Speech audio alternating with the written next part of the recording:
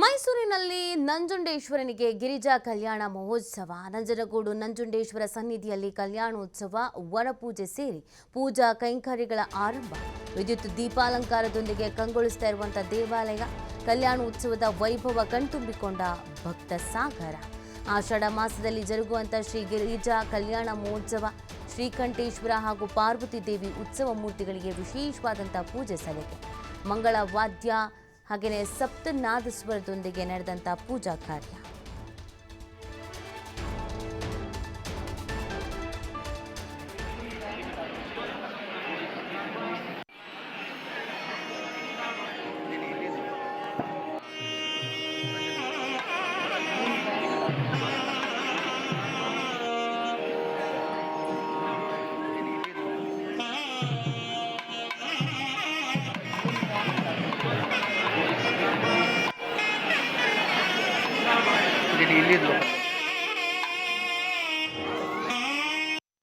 ವಿಶೇಷವಾಗಿ ತಮಗೆಲ್ಲ ತಿಳಿದಿರೋ ಹಾಗೆ ಗಿರಿಜಾ ಕಲ್ಯಾಣ ಅಂತಂದರೆ ವಿವಾಹ ಪ್ರತಿಬಂಧಕ ದೋಷ ಇರೋಂಥದ್ದಕ್ಕೆ ವಿಶೇಷವಾಗಿ ಮಾಡಿಸ್ತಾರೆ.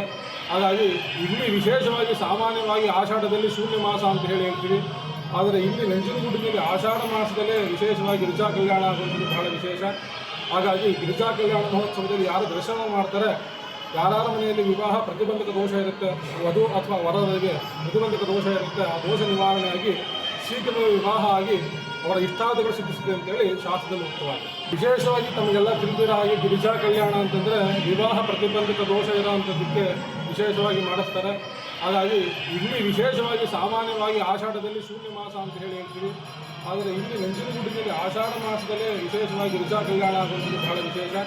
ಹಾಗಾಗಿ ಗಿರಿಜಾ ಕಲ್ಯಾಣ ಮಹೋತ್ಸವದಲ್ಲಿ ಯಾರು ದರ್ಶನ ಮಾಡ್ತಾರೆ, ಯಾರ ಮನೆಯಲ್ಲಿ ವಿವಾಹ ಪ್ರತಿಬಂಧಕ ದೋಷ ಇರುತ್ತೆ, ವಧು ಅಥವಾ ವರರಿಗೆ ಪ್ರತಿಬಂಧಕ ದೋಷ ಇರುತ್ತೆ, ಆ ದೋಷ ನಿವಾರಣೆಯಾಗಿ ಶೀಘ್ರವೇ ವಿವಾಹ ಆಗಿ ಅವರ ಇಷ್ಟಾರ್ಥಗಳು